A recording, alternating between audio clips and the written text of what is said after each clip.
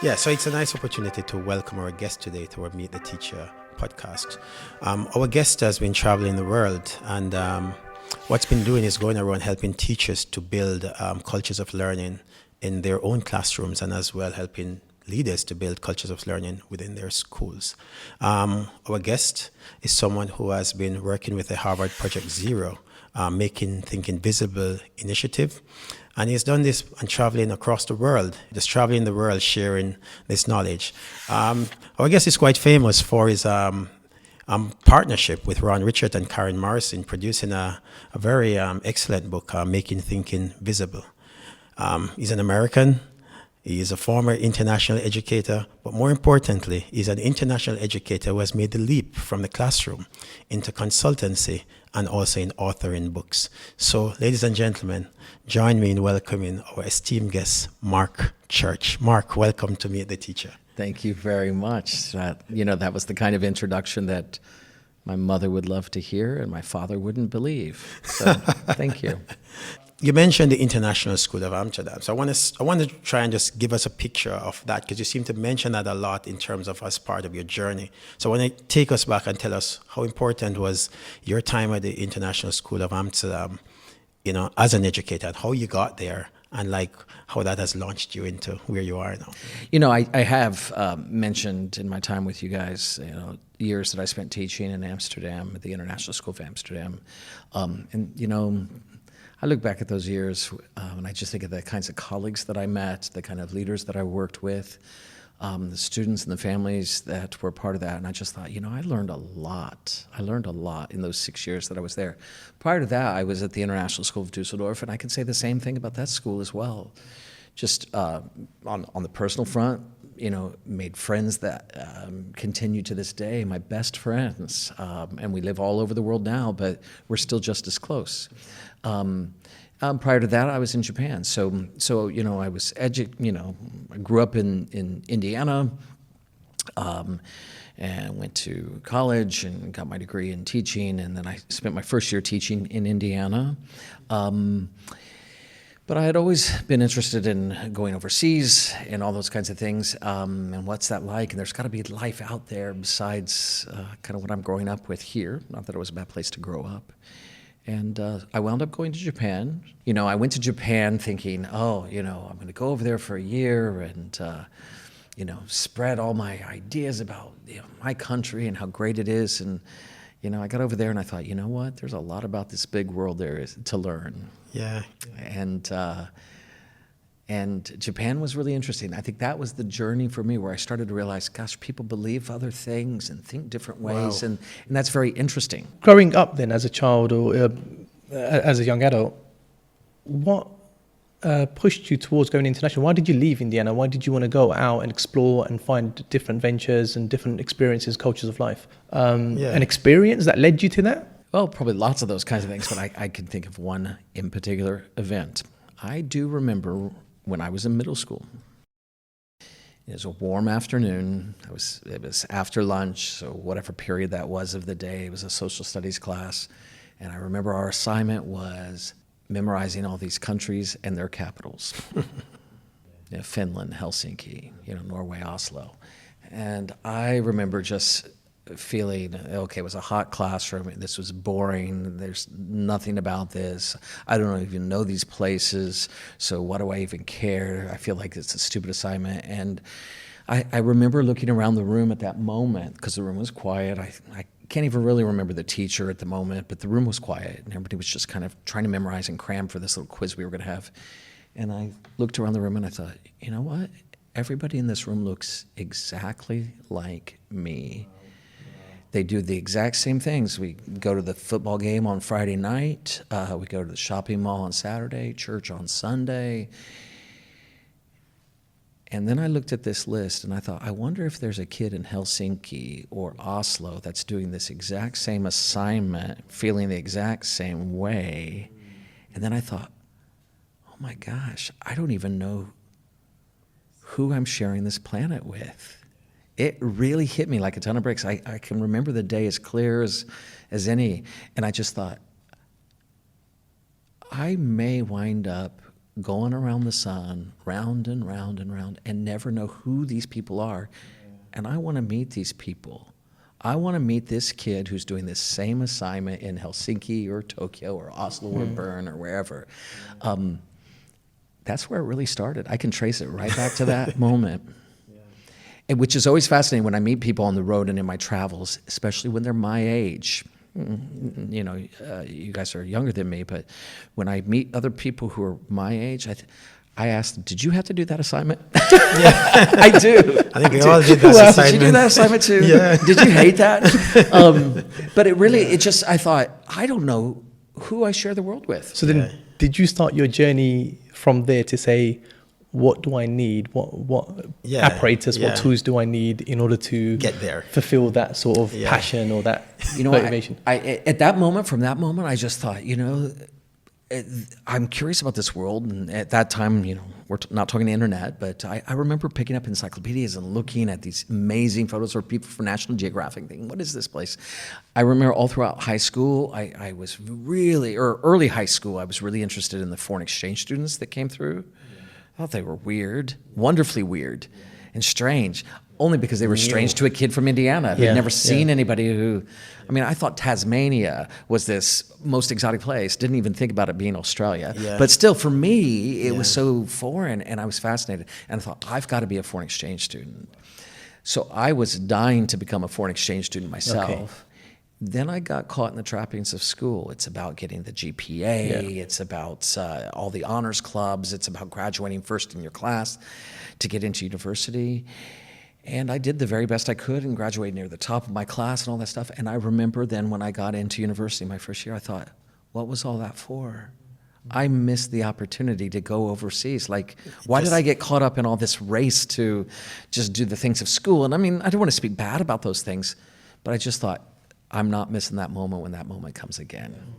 And so then my first year teaching in Indiana, there came this, a little prior to that, I had some foreign experiences on some college exchange, university exchange things. But my first year teaching, they were looking for a teacher from our district to go and work in our sister city in Japan. And they knew, the district knew that I was interested in overseas things. For people from Indiana, that was like the furthest. Nobody's interested in that. Is this because you vocalized your intentions? Just people kind of knew that. Talking to people, networking. I did. And I wound up going on this exchange to Japan. And I do want to say about international schools, if I can swing back around to that. Yeah. First year in Japan, I had a real dip. I hated it. I was miserable. I wanted to go home. This food is different, this place is different, all this kind of stuff. And I remember kind of like February, it was August when I got there, now it was February, it was winter time there. My apartment was cold, it was dark. I'd already, had my dinner, and I was looking at there was nothing on TV to watch because it was this language I couldn't understand. I was miserable, and I thought, well, maybe I'll just go to bed. And I looked at my watch, and it was 5:30 in the afternoon. And I thought, oh my gosh, I'm miserable. And at that moment was my second epiphany in life. I thought, Mark, the reason you're miserable is because of you, not because of Japan. These people people were inviting me places, inviting me to go out things, and I would just say, no. I wasn't willing to let go for whatever reason and just accept what's going on here. I shut myself off to that, and I thought, Japan's not the problem, I'm the problem. And so in that moment, I thought, I only have a few months left in this place, and if I go home now, because I was counting the days of going home, I thought, if I go home now, I will have had a pretty bad experience here overall. Yeah. I need to stay longer. And I was just on an exchange. So I made a long-distance phone call, because, that's what you did. You had to pay big money to make phone calls then. And I called the HR department and I said, could I go on leave for a second year? Is that even possible? And they said it was. I went in the next day to the people who were hosting me there in Japan in the Sister City Exchange. I said, could I stay another year? And they said, you most certainly could, because it was easy for them because I was already there. I went there, yeah. Mm-hmm. Yeah. And I said, I need to learn Japanese. I need to sign up for Japanese courses. And they helped me do that. Within 24 hours, now I'm sitting at home, just had my dinner, and I thought, I'm not going home in 6 months. I'm going home in 18 months. Different perspective. Now, what can I learn from this place? And then I thought, what did I do? Yeah. But that forever changed my experience of living overseas, because I realized it had to do with me changing my view and being open to things. Was it this like sort of fairy tale notion that I'm going to go overseas and it's going to be amazing, and then there was sort of a return to routine, and then the mundane and the small day-to-day activities that you thought actually it's no different to being in? Yeah, so I had this epiphany wanting to know the world early on in life, but you see, having those things doesn't mean it's easy, Yeah, right? no, Just Yeah. the skies open and the doves descend. Yeah. I think for me, my approach was I'm going to go overseas and share with them all my way of life, Okay, yeah. right? Yeah. Maybe because of all those made-for-television movies that we have in my country, especially from the 70s and 80s. People want to come to our country, and their first night in America is in a cardboard box, and 2 years later they've lived the American dream, and now they have this huge Fortune 500 company or something like that. Yeah. I don't want to speak anything bad about the American dream or coming, because I'm proud of where I've come from. I think, though, all of that oriented me. It's about me going out and sharing to everyone else about how you should live life. And actually, I think the disconnect was, wait a minute, there's lots of ways of living, and others have ways of living. Yeah.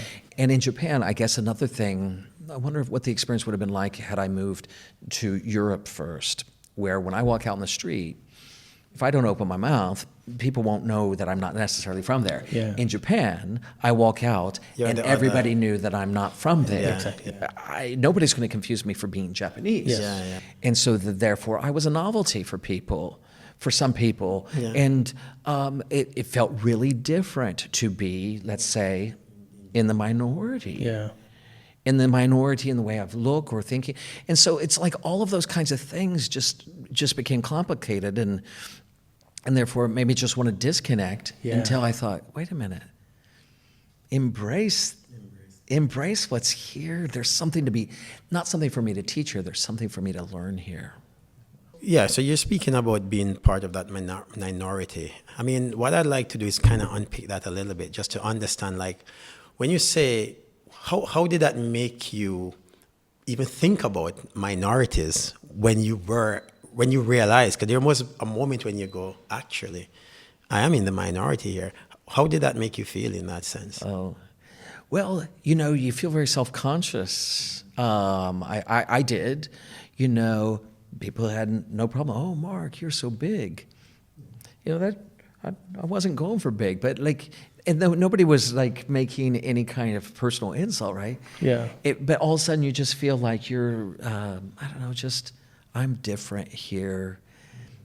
And then I wondered how much then I kind of played into just closing myself off rather than, I don't know. So that's when you went into that kind of obviousness. So and so really depressed and things like that.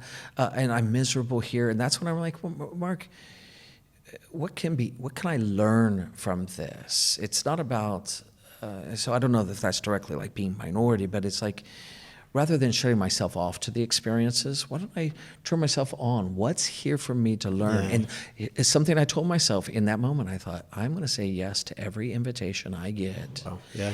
Unless I have a cold flu and just can't crawl out of bed, I'm going to say yes rather than no. Because there's going to be a gift here, and people are being kind to me. How do I get to international schools, if I can just throw that in there? I was, so it was in Japan. I stayed for 2 years. Someone else needed to come for the exchange because it was an exchange program. It wasn't a full-time sort of thing. I was doing this volunteer English conversation class as a community service thing at this local community center by my home. There was it was a lot of Japanese women in particular who were housewives or and who wanted to practice conversational English, that kind of thing. It was fun. Yeah. We had a good time with them. There was one in particular, her name was Reiko. She knew that I was thinking, what else could I do if I don't stay in Japan? What else? What could I do? She came up to me after class. She said, "Have you ever thought about international schools?" This is this woman in Japan, Reiko. I don't know her last name. I said, "I don't even know what those are." Exactly. Yeah, I was wondering. And she said, "My husband and I lived in Indonesia, and our daughter went to an international school." And she said, they exist out there. Maybe that would be interesting for you. I said, "How do I even know?" And she said, "Well, I'll try to find out some things." The very next week, at that class, or 2 weeks, whenever the next session was, she brought in a newspaper. Again, this is pre-internet, or pre-internet at home, right? And certainly pre-smartphones.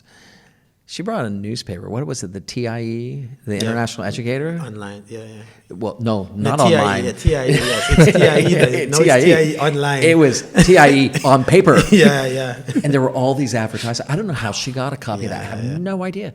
But there were all these things. We're looking for teachers in Kuwait, in Jakarta, in Dusseldorf, in all sorts of places. And so I started sending out my resume. And things happened. That's when you went to job fairs rather than having Skypes, because there was no Skype. And my job fair was in London, so I flew to London, and just that's how the journey got to where international schools. So where did you go after that? Where's your first move then? Got lots of offers, and partly because I was an elementary school teacher. I was young, so I was only 25 at the time. So I was a cheap hire. Right, I'm not going to cost a lot on the salary scale. So male elementary school teacher, that's not always a lot. Yeah. So that's a prior. That's well sought after. I'm not very expensive, and I had 2 years of living overseas under my belt. So they knew that I had a track record of not, because I'd already had my dip, and then had my attitude adjustment. Yeah, thank the perfect goodness. candidate. Yeah, primed. So I wound up going to Europe. I got a job at the International School of Dusseldorf, and was going to just go there for 2 years and turn into 4. Then got involved with the ideas of Project Zero, because that school was... So that's where it started. The Project Zero stuff started at Dusseldorf? There were 6 international schools in Northern Europe at the time that were really interested in the ideas of Project Zero's research around teaching for understanding. Teaching for Understanding was this big research project in the 90s, sponsored by the Spencer Foundation, where they were really looking at, what is understanding? How does understanding develop? How do we know when students understand? What's worth understanding? Yeah. And that was a big project. And so there was 6 international schools in Northern Europe that thought, this is kind of interesting stuff. What if the 6 of us got together and had some sort of small-scale project with Project Zero around that research? And so each of the 6 schools sent teams of 5 teachers each summer. So it was going to be 3 years, 3 teams of 5 over 3 years, to come together for a week in Boston or Cambridge, Massachusetts. Have an experience around teaching for understanding ideas with these Harvard researchers, Ron Richart, Lois Hedlund, Steve Seidel. Then come back, work in our own classrooms. We were visited by the researchers once in the autumn, and in the spring, we had a spring sharing symposium, if you will, at one of the 6 schools, because we were all geographically, all very close, within 2 hours drive, except for the one school in Norway. They had to fly. And then we all... The responsibility was take these ideas, do something with these ideas, and share these ideas. So I was part of the second team that went. And it forever changed my life and got me thinking about learning in a whole nother way. And then I got to know some of the colleagues in Amsterdam. And so when a job came open in Amsterdam, they said, "Hey, would you be interested in moving to Amsterdam?" And I thought, why not? So that's how I got to Amsterdam. Oh, so that's how you got to Amsterdam. Well, that's interesting. Because we were in the same cohort, yeah. Going back to the experience we have had with you the past few days, I find the way that you share your understandings in a very, very clear way. When did you realize that you had this ability to speak in a way that engaged people? And I want to also talk about, when did you realize that what you're currently doing is what you wanted to do for a large part of your life? Those aren't small questions. I think a part of it is self-reflection, isn't it? It's a part of, when did you realize it served a bigger purpose than just being great. Just self, you know? there is no perfect recipe to that or anything like that. I do know that like my first experiences like with teaching for understanding, like I was open to this, but I have to say my first experiences with Project Zero around that, I had that week-long institute in Cambridge, and then came back, and I was a little bit frustrated, actually. I was frustrated by the experience. Why do they keep talking about understanding? Like, I'm teaching my math class, and I'm trying to make it fun for the kids. I'm not just doing problems from the book. I'm bringing out manipulatives, and the kids seem to be pretty happy. I got some parents that maybe are questioning some things, but by and large, like what understanding. I'm teaching my lessons. They must be understanding. But something in me thought, well, if they're going on about this, then there must be something more to kind of stick with. The more I stuck with that, I thought, well, gosh, I know I've gotten kids to do things in the past, but then when we turn to a new problem and they have all the skills to do it, They don't transfer. And then they say, Mr. Church, do I have to multiply on these or something like that? And I think, wow, you have the skills to do it, but if you don't recognize when to do it, then what was all that time for? So I guess I felt safe enough with the researchers and the colleagues I worked with to give something a try, stick with it, not check out of it. And then I became excited. Oh, I'm kind of excited about this learning in my classroom. Others must be excited about it too. And so I want to connect with those people. And so that's how I got started on this kind of journey. I just thought, are there other teachers out there that don't have everything figured out either and want to talk about it? Was it difficult for you to implement some of the strategies that you wanted to in class, or did it? Because particularly being in a mathematics classroom as well, a lot of teachers are didactic and just stick to their ways. Were there a lot of barriers to entry in the classroom? I think they got a sense that I was genuinely curious about why they were doing what they were doing. Maybe because I was trying to listen to them and observe them and try to, like, I saw and noticed this with you guys. So I'm wondering about this, and I think when students come to understand that the teacher in front of them is genuinely curious about what's going on inside their heads, they tend to rise to that occasion. Yeah. I don't want to be sort of like it's all just always so smooth sailing, but students quickly figure out, does this adult really care what's going on inside my head? And really care about how I'm making sense? Or is this adult ever changing his instruction or changing the nature of his questions because of what we just gave him? Or is this a place where my job is just to take in? And so that, again, I don't know if there's a magic recipe there, but my experience has been in my own classroom, but also with others, that when adults take a stance to be students of their students and students of themselves with their students, then this kind of becomes really fun. People will rise to that occasion. And also like with parents in terms of backlash. Okay, lots of parents always have concerns, like, well, because they want to make sure things are good for their kids, wherever they're going on to. And so when I started realizing parents aren't being adversarial, parents want really good things for their students and they want to understand. And so how do I engage in dialogue with them? And I think when I stopped just looking at kids as test scores, and the only conversations I could have with the parents was what's in the grade book, but when I could say, well, I've seen and noticed this, and so something I was thinking going on with your student or with your child might be this, and so I'm wondering maybe we should do this. I think when parents know that their teachers know their child, parents also will come on board, quote unquote on board, because then it feels like a partnership. So. But that's not easy, but it is like, how do I take a stance that my job isn't just to get, I'm teaching math. I teach students, I teach people. But I'm teaching people. Yeah. And so starting math is just so that's the human conduit, right? It is the space in which I get to see how people learn, right? Yeah. So, we're all math teachers here, and one of the things is when we think about stuff like what you talk about, a lot of people say, oh, it's not applicable to math, and all that. So I wonder, what do you say to people, like when, for example, and I want to unpick, let's go back a little bit, because one of the things that, I know you talk about the teaching for understanding, that project, and at some point that project became making thinking visible. Yeah, well, that was another project. It didn't become that, but yeah. It moved into that, and I think that's really one of the things that we want to unpick here: the idea of what really is visible thinking. You know, and as someone who has done that, I think for our viewers that would be useful for them to kind of understand the background to the conversation we might have following this. Like, really, what is visible thinking, and what do you mean when you say we were trying to make thinking visible? In my mind, for us, teaching for understanding really helped me start to get an architecture for kind of, let's say, this unit. Like, okay, here's this concept about probability and statistics or whatever. Okay, so what's worth understanding here? What in this is worth understanding? How will I know when students understand? So what kind of opportunities do I want to give kids to develop and deepen and demonstrate their understanding?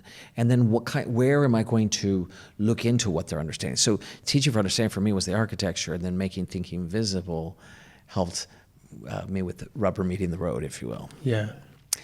Visible thinking, if you go to the Project Zero website and the Visible Thinking, pz.org, I think is the website. That was a research project that was funded, and the principal investigators, David Perkins, Shari Tishman, Ron Richard, of course, were the big researchers in there. Their colleague, Patricia Palmer, she was at Project Zero at the time. And they were working with this philanthropist school in Sweden, actually, to think about, well, what kind of thinking ideals, that's how they were calling it early on. What are, like, so when somebody's being creative, like in issues of creativity, are there certain thinking moves that one makes when they're being creative? Are there certain thinking moves that one makes when they're looking at issues of fairness? Are there thinking moves that they make when they're trying to understand things? So that was a big part of their project. So they started developing sort of, so if these are moves that are useful, how might you put some tools and structures around that so that it just becomes routine? They wanted to see, how do these thinking routines play out in other places besides their research site? So they had all this funding. They had a ton of funding. They turned to the local public schools across the state of Massachusetts. That's, where Boston is, and Cambridge, where Harvard is located. And they put it out there to all these public schools. And by public schools, I'm saying the government-funded schools. We have all these ideas. We have these tools. We want to put it in the hands of teachers. It will cost you nothing, zero. You'll get the researchers, you get the tools. We just need some research sites to play around with these ideas a bit and learn some things. In the entire state of Massachusetts, they had 0 takers. But it was 2001. Our country had just adopted this policy called No Child Left Behind. Yeah. And then that was all about testing, every child, every year. Everybody's going to be on grade level by 2014. And if your school didn't pass those marks, you're going to be put on annual yearly progress. And it became a culture of fear for a lot of schools. And so therefore, because I'm all for accountability, but it was kind of accountability in a very punitive way. We don't trust you to do the right thing, schools, so therefore we're going to hold you accountable. That's not like this accountability, like what do we want to all make a stance for? And so nobody in the state of Massachusetts took Project Zero up on this offer. Despite the fact that it was free, everything. And free. In Massachusetts. And in Massachusetts, local, easy. Yeah. That's when those researchers then turned back to the international schools, because they already had this network. It was English-speaking schools to try these ideas. So when they called us up and said, we've got some stuff, would you guys continue? And we were like, yes, because we were already interested in what it's understanding, how to develop. So then how do these tools help us towards that goal? Yeah. So this is the next level of it. Yeah, so I feel really lucky. Yeah, the tools, what is the tool sets to go along with this mindset, skill set and tool set for this mindset. Yeah. We want our classrooms not just to be places where kids are just mindlessly going through things in a perfunctory way, but we want what we're learning to be worthwhile, and we want the skills and the knowledge that students acquire to be something they can perform with, they can take to new and novel contexts, and not just be, we crammed it, we studied it, we performed it on a test, and then next, and 2 weeks later, I don't know when, how, where, why to use this in a new situation. And then I think, what was all that time for if it doesn't stick? Teacher and student time wasted as well. So your visible thinking project gave you the tools to I was lucky because I was still in the classroom at the time, Yeah. and I liked all these thinking routines and things. But I like you, and at that point, I'd moved from primary. I was from elementary school, and I was teaching mathematics in middle school. I liked all the ideas, but I thought, yeah, I wish I taught social studies. I wish I taught because they had more. here. But then I thought, no. I'm not going to perpetuate a message that thinking doesn't matter in the math class. Of course, thinking matters in the math class. In fact, And so therefore, I'm going to put myself out of a job if I say, this doesn't apply to me, like thinking doesn't matter here. Okay, well, at some point, then people will say, well, then why are we even having kids do math if it doesn't matter, right? Or if it's just this game. So I kept thinking, okay, rather than saying, oh, this would be great in other places, but I thought, what kind of thinking matters in the mathematics classroom? And then what versions of these routines, like seeing, thinking, wondering, what makes you say that? Zoom in, zoom out. I mean, I always like that one, but that's about an image. Wait a minute. We can zoom in on a data set. We can zoom in on the details of what we've collected. So what are the details and what do they matter? And then I started realizing, I keep perpetuating, I can't do this in the math. But actually, that was another one of these, I guess maybe that's my theme in life. When am I framing things where I need to kind of change the frame? Look inside and say, wait a minute, the reason why this is hard is because of you. The way you're looking I'm, at it. I'm talking about And myself, that- right? and Like, that like in seems like- Japan. Yeah, it seems like a In motive my for teaching. self-reflection for you. Yeah. Sometimes people have the experience like, my kids can't do this or my subject area can't do this, so I can't do this. But I've noticed in this realm, now that I get to meet lots of teachers like yourselves and beyond, sometimes teachers say, my kids can't do this, so I can't do this. Sometimes people will say, my kids can't do this, so I must do this. Must do it. Yeah. Right? And that's a stance. That's a real position. Yeah. So any times where I think, I don't know if my kids will be able to do this, okay, let me try. Well, why not? Why not? If things fall off the rails, I know how to get things back on the rails. I can just say, guys, let's stop. Let's get it back on the rails. Yeah. But then I think that's also then a position for any of the kinds of things we try, visible thinking or beyond. How do we create a classroom learning environment where kids know that I'm genuinely curious about what you're doing here? You're not just filling in blanks, right? And just scoring points. I want you to understand things. I want this to be a meaningful place. And therefore, let's try it. And if I feel like the kids won't be able to do something, I can even say, I don't know how this is going to work, guys, but why don't we try it? And let's see. Then we can all own it. I think this could be good for us. Let's give it a go.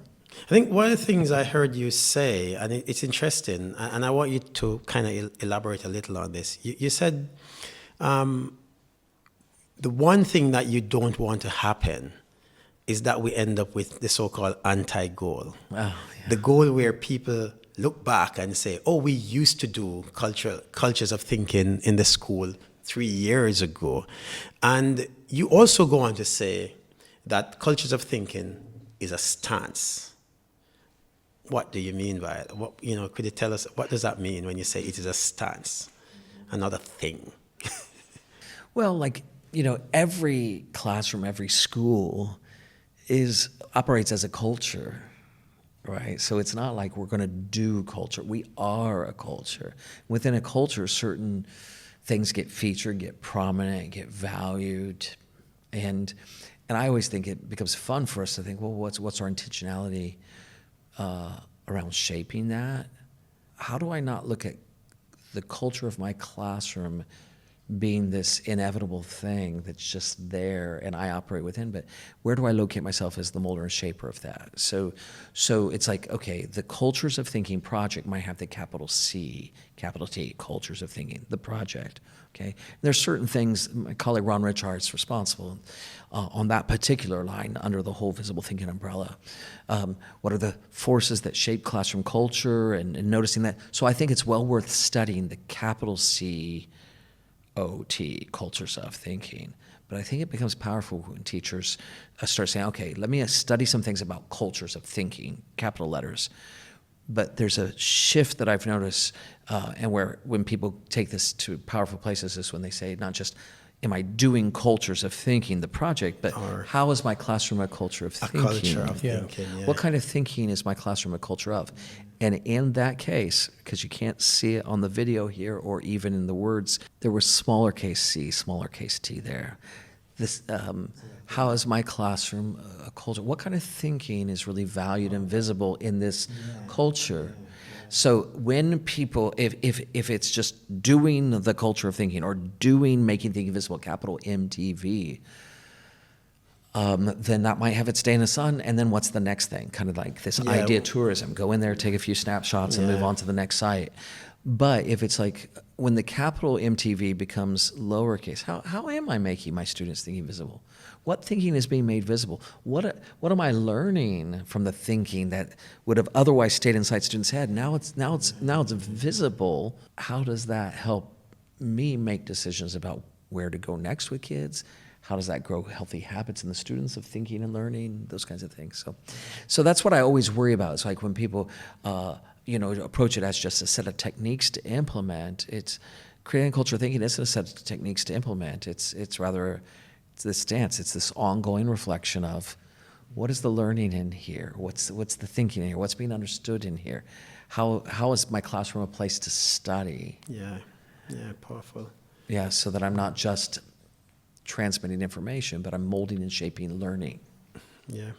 Another thing you said in a conversation was the idea that the paradigm that education used to function in was that the teacher does the talking. Yeah. So teaching was when the teacher was talking, and learning was when the student was listening. So teaching was talking and learning was listening. And then you presented a different paradigm to consider it. Yeah. Yeah.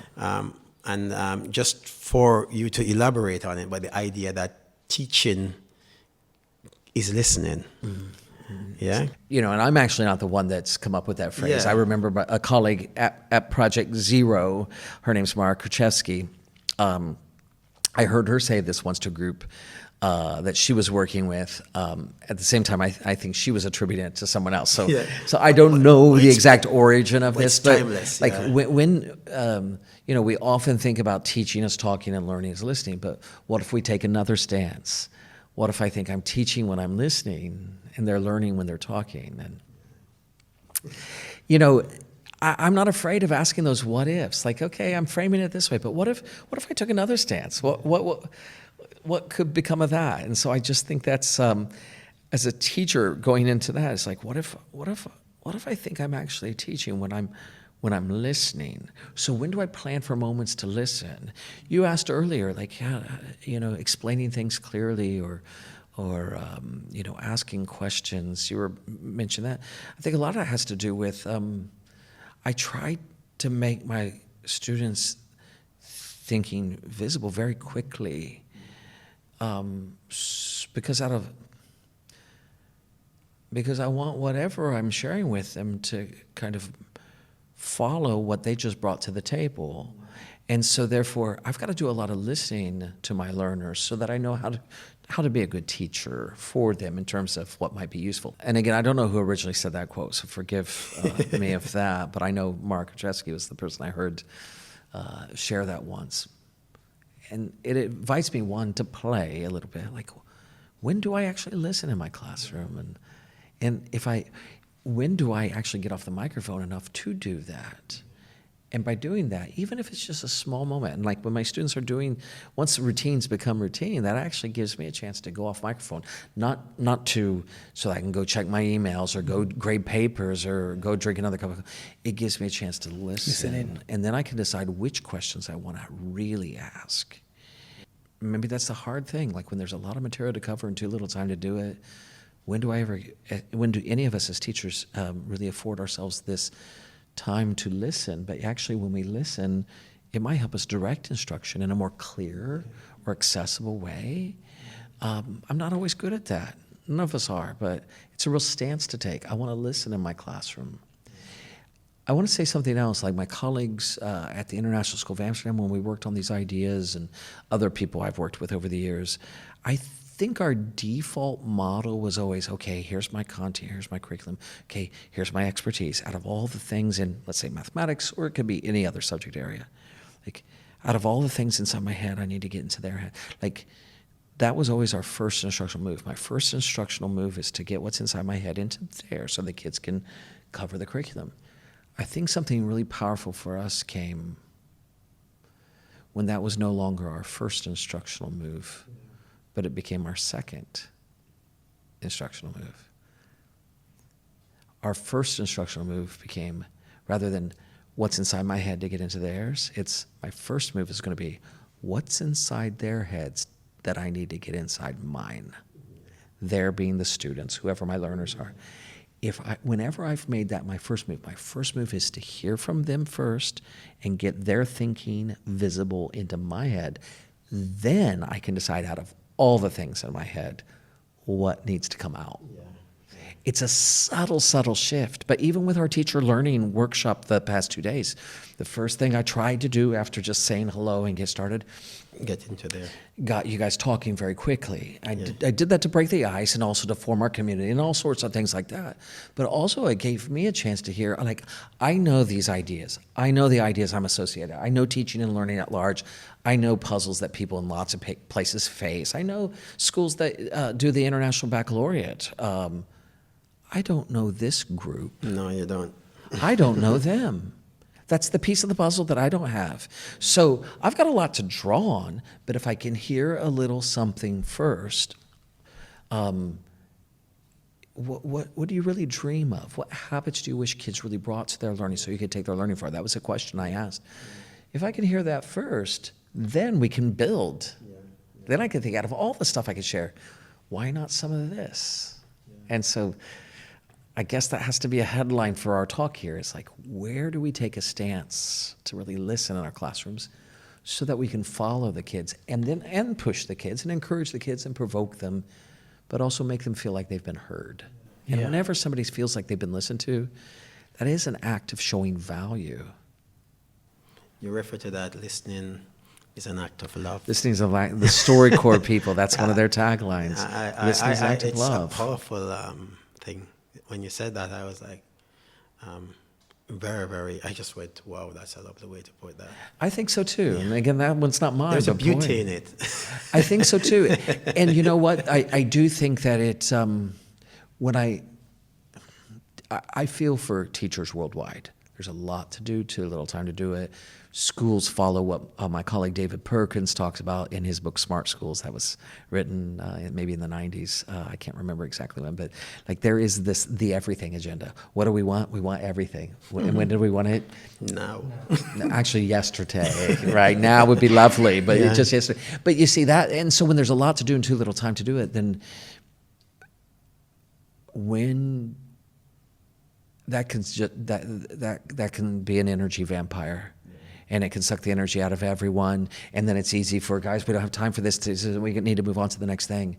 And then kids can learn, okay, well, they're not listening here, or something like that. And so therefore, I just try to think, whenever I afford myself a chance to listen to someone, it calls me out of my existence to care. And when I see these people in front of me, whether these people are professional learners in the capacity of my teaching now, or whether it's 11, 12, 13-year-olds when I was teaching back in middle school, that was the last section I taught. When I can hear them, then I can care for them. And then when I can care for them, then I just feel more empowered. I know my subject area. I know the curriculum. I know that. Now it's fun with this group in front of me. That's the variable for the kids in front of me this year are unique. So that's my puzzle for the year. Yeah, that takes you back to that statement where you said, become the student of your students. Yeah, and listening is an act of love. So is that where people could start this journey? Is there a simpler routine than that people could implement? Yeah, that's a real stance to take, isn't it? I have a thought around that. And it goes back to something that our work is known for. A lot of people know the routine or even the phrase, what makes you say that? What makes you say that? We've written of this before. There's teachers around the world. They're like, that's the magic question. I don't think there's anything magic in that question. I think the magic is it communicates, like when it's genuinely placed, it really positions the teacher to exhibit curiosity with who's in front of her. And or him. modeling it as well. Mm-hmm. Yeah. And so I don't think the question itself is magic. I think it really opens the door for people to be curious. And I will say this, with teachers I've worked with these ideas, take some actions, use your classroom as a place to inquire, and find inspiration. I've heard this. Teachers have said to me time and time again, when I started making thinking visible, and really making a stance to do that, not just tell kids what thinking they need to take in, but what thinking are they doing that helps me. Okay, I've heard so many people say they had this experience of like that one kid back in the back who I've never heard from. I was blown away by what he said. I was blown away by what she said. I've heard that story in so many places. And on further reflection, then I say, so that's kind of an aha moment. Wow, that kid said something that was rather profound, and I've never heard anything from them. So that sometimes starts a journey for someone, because there's often a second lesson that comes soon thereafter. Maybe that kid had lots of things inside her or his head all the time that I could have been blown away by, and there's never been any space. Never created the space for it. And so maybe that moment wasn't profound, like it was a single event. Like maybe those moments have been, and then there's kind of a third aha awakening that I've seen some teachers go through. It's like, could I actually create conditions where more and more of those moments could happen more and more of the time? And once somebody has a taste of, gosh, this 5-year-old, this 17-year-old, this 11-year-old, right? I know I was doing work with middle school and high school here, but these ideas, or any teaching scenarios, this person or these beings that are in front of me, there's probably stuff inside them that could really blow me away or be really something very interesting or profound. And I could actually create conditions for that to come out. And I think that's where people really start to think, oh, this isn't a set of techniques we got to add to a very busy curriculum. But this is a real stance to take.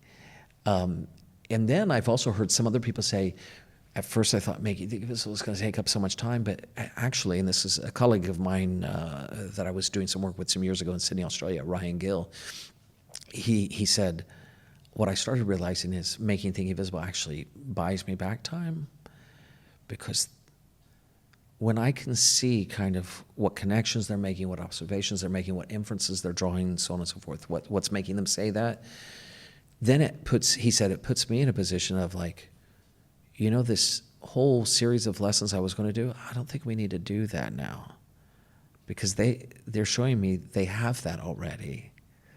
That bought me a window. Or he said, sometimes they make their thinking visible, and I'm really listening to them. And the stuff that I thought, oh, I don't need to teach them, that they already know that, I started to realize, actually, they don't. There's some misconceptions there. So therefore, I feel like I'm in more control of the time. I'm making better directed sort of choices. So just that little act of, I'm going to create a little space to see what's inside their heads first, I think helps people feel empowered. And when people feel empowered, I think that's the journey. Then they don't feel like they're just transmitting information, but that teaching is actually a very interesting profession. Yeah, of course. So Mark, we're coming to the end. I want to just, just tell us briefly, like, what's the next big project coming out from Mark Church? What should our listeners look out for if they're interested in what you're talking about? Because that's who knows. You said Mark has moved from the classroom into consultancy. Sometimes people ask me, how'd you do that? And I'm thinking, I didn't choose to do that per se. Like, I didn't set out to do that. I just became very interested in how people learn, how people make sense of ideas, and so the pathway just kind of became this. My colleague Ron Richard and I do have another book coming out, The Power of Making Thinking Visible. That's called The Power of Making Thinking Visible. And when can we look out for that? I understand from the publishers that the end of April. April 2020. Oh, April 2020. Yeah, and this is February. So, we're really at the nuts and bolts things with just the final little author's queries with the publisher on certain things. But it's pretty much, the writing's all done. It's fantastic. It's really really crossing the T's and dotting the And I's. this extends the work that you're doing. Well, with- we've learned a lot. We've learned a lot Yeah. about teachers who have really put these ideas into place, where teachers plan for thinking, where they press for thinking, where they're primed for thinking, and how they take a position for thinking to not feel like a side gig, but be part of the central classroom endeavor. So we learned a lot. So we tried to capture a lot of that in this book. We've also developed a bunch of new routines that we've seen. Some of them we developed, others have been developed by others that really contribute to this work. So that's coming up. That's exciting for me, and perhaps there'll be more schools that will want to work with these ideas. I think so. We're also thinking a lot about, well, okay, if classrooms are going to be rich, if we want classrooms to be rich cultures of thinking for kids, then how are schools rich cultures of thinking for adults? And a lot of leaders are thinking, how then do we create a culture that sends messages to the adult learners in this place? This is what's valued, visible, actively promoted here. Or else we get so busy with just running the mechanics of the school and the programs and the systems, and that's tricky, but how does this become a culture of thinking for all learners, kids and adults?